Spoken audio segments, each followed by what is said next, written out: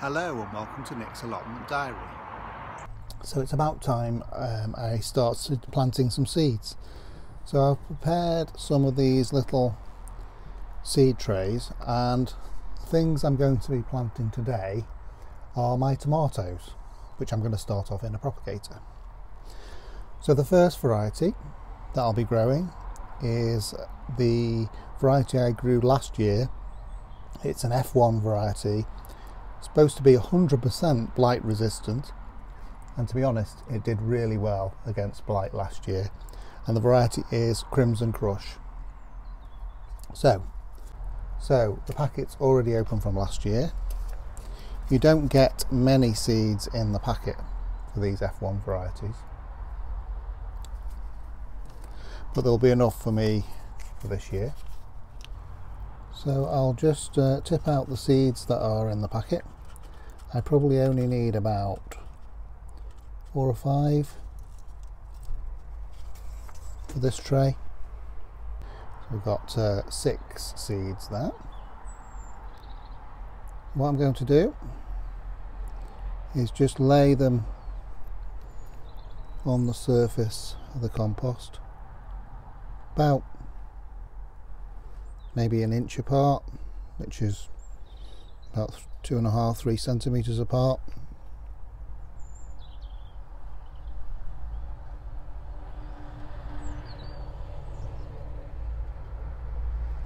There we go. Just press them lightly into the compost. The compost I'm using this year is a variety called Champions Blend. It's an all-purpose compost, not specifically a seed compost, and what I've done is I've mixed in some perlite. That's what the little white pieces are in the compost. So I've just put the compost in the seed tray, wetted it and compacted it and pressed it down lightly with the back of one of the other seed trays just to flatten it off. And then what I'm going to do now is I'm going to put some sieved compost over the surface of the seed tray. So I've just got some sieved compost here, and I'm just going to lightly cover the seeds. They don't need to be covered very much, to be honest. And then just gently press that compost to cover those seeds. The other thing I'm going to do is just give them a spray and of course label them. So I've already prepared the label, Crimson Crush, and what I'll do now is I'll place them in a heated propagator at home. The next variety I'm going to grow is Indigo Cherry Drops. I grew an indigo cherry tomato last year from one I bought at a garden centre. I only had one plant, and the fruit on it was exceptionally sweet. Took a while to ripen. They go sort of like a black and green colour first, and then you have to wait until the tomatoes sort of go an orangey red colour, an indigo colour I suppose is the best way to describe it. So once they've gone that colour, then they're fine to harvest. So there aren't many seeds in the packet. Once again, it's one of the Thompson and Morgan varieties. It doesn't have many seeds in this packet, but it wasn't too bad because I got them at the end of the season and I didn't pay the full price. I only paid 50 pence for the packet, I think. So we have the seeds there. Say there's not many of them, but just enough for what I need anyway. Again, place them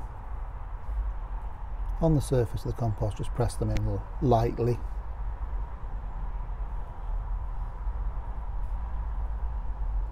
Little bit apart, and then cover them with compost. Just a little amount of compost there, doesn't need much. And here's the label. A little bit of water. Right, I'll plant a few other varieties of tomatoes and then I'll bring you back. The last variety of tomato that I'm going to grow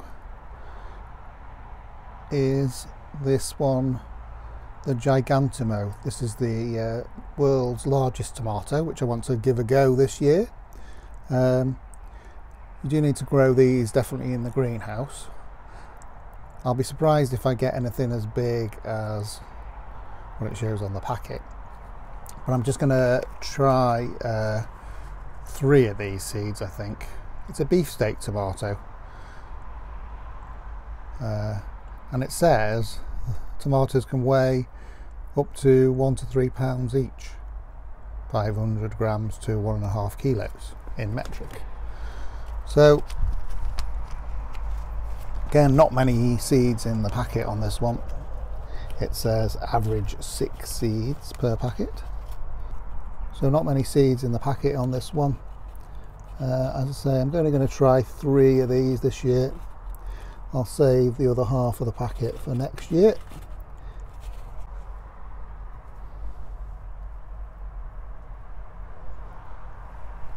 And just cover them over with compost and label them.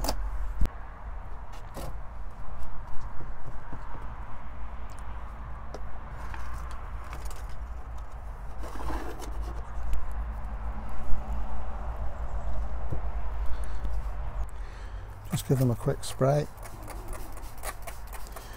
and that's it. So I've now got 5 different varieties of tomato.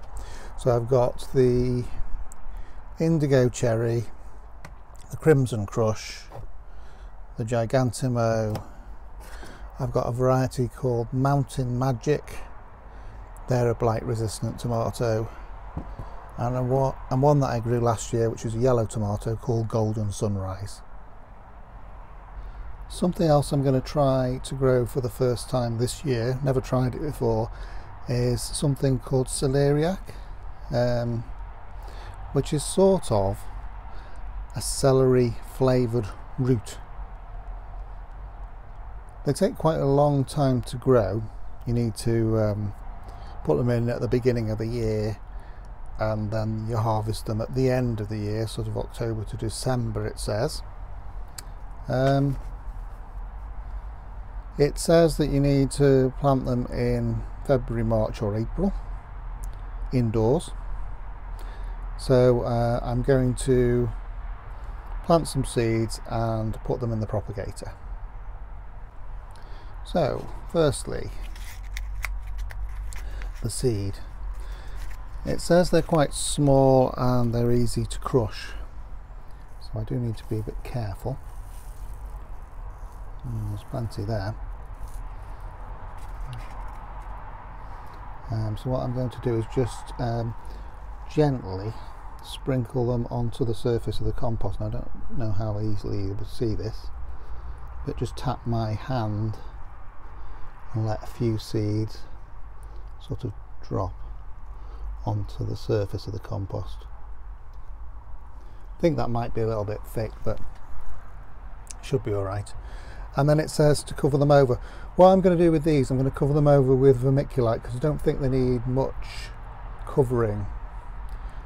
So just a little bit of vermiculite, which helps to exclude the light from the seeds but keeps in the moisture. There we go. And just give that a spray just to dampen the vermiculite. The compost is already damp underneath, so should be fine. And as usual, a label.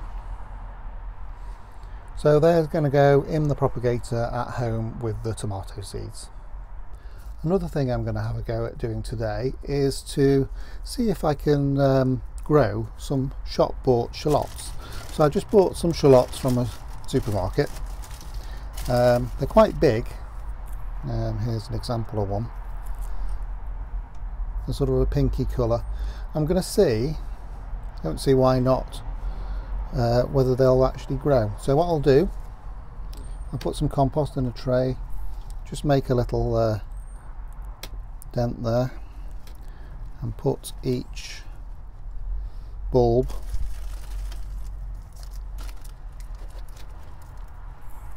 in compost. Just firm the compost around it, just gently with your fingers.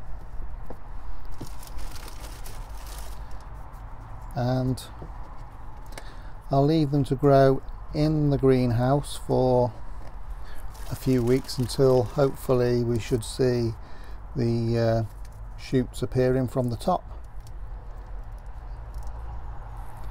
And then I'll place them out in the allotment, in one of the beds, and see if we can get some shallots grown from supermarket shallots. Thanks very much for joining me at Nick's Allotment. I'll see you again next time.